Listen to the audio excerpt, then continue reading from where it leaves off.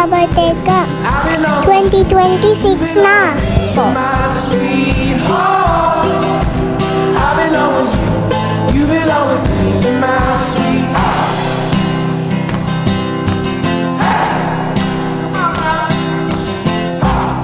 Oh, mga kabayan, let's recap our episode. Wala sa estado ng buhay ang pakikisama o ang pagtingin sa isang tao. Hindi mo papakisamahan ang isang tao dahil lang sa estado ng pamumuhay ng taong niyon. Imparting the value of gratefulness. That is very important. And it's not just about like big blessings or big things and big events that happen to you, right, and to the family. It's also like all those little things every day. No, I'm serious. There's Sige a nga, time. ano nga. So naisip namin we have to put up a podcast like this because we're pretty sure that there's a lot of parents that are experiencing this kind of situation. This podcast can also help to share the experiences that we've had and for them to learn something in their lives when they grow up. But this time, it's not for us. It's for our children.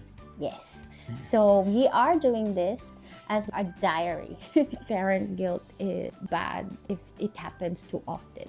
Ang guilt ko by pagiging protective. Halimbawa, kagaya nung nadapa, nauntog, parang kung nandun sana ako. Yung mga ganun na. It's very interesting actually. Kasi yung sa akin, I was thinking what I'm doing is not enough. Pero parang pares lang, pero parang different approach. Ako kasi observation ko sa ating mga Pinoy, talagang minold tayo into working. Yes. Mag-aral kang mabuti para makakuha ka ng magandang trabaho. Correct. So, yun ang upbringing natin Yun ang mentality natin. So, yun ang natatak sa atin.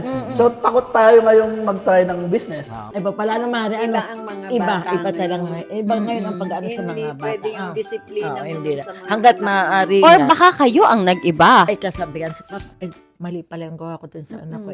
Bago kaya sa apo ko. Di ba? Hindi na naman gawin sa apo. Oo. Naintindihan mo na, magkakapo ka rin. Hoy, abateka. Hoy, abateka. Mommy, Daddy. Maraming salamat po!